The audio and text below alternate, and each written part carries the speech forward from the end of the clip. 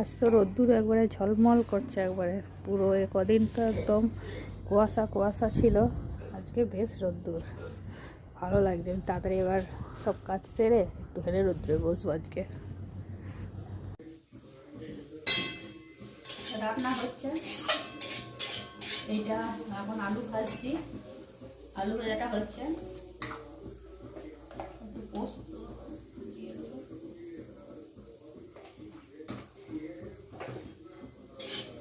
রান্না আমার প্রায় কমপ্লিট হয়েই গেছে। রান্না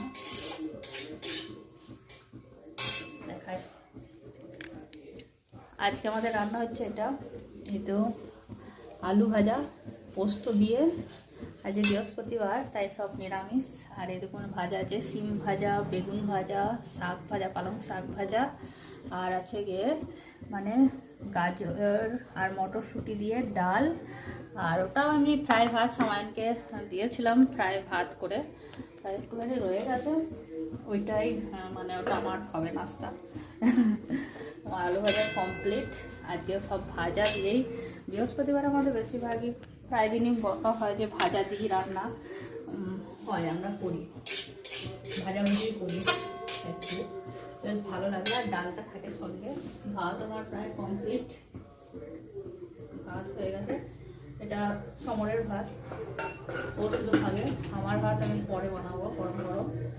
ব্যাস হয়ে গেছে, এটা গুঁড়ো করে দিই তাহলেই হয়ে যাবে।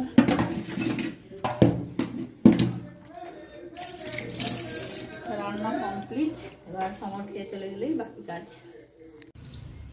আজকে তো আগে থেকেই ভেবে রেখে দিয়েছিলাম যে রোদ্দুরে বসবো, সেই জন্য ভিটামিন ডি নিতেই হবে। তাই চান টান সেরে আগে ফটাফট সব কাজ সেরে ছাদে চলে এসছে রোদ্দুরে। জামা কাপড় এখন বসে থাকবো, এখন 1 ঘন্টা বসবো তোমাটি, তারপরে দেখা যাবে।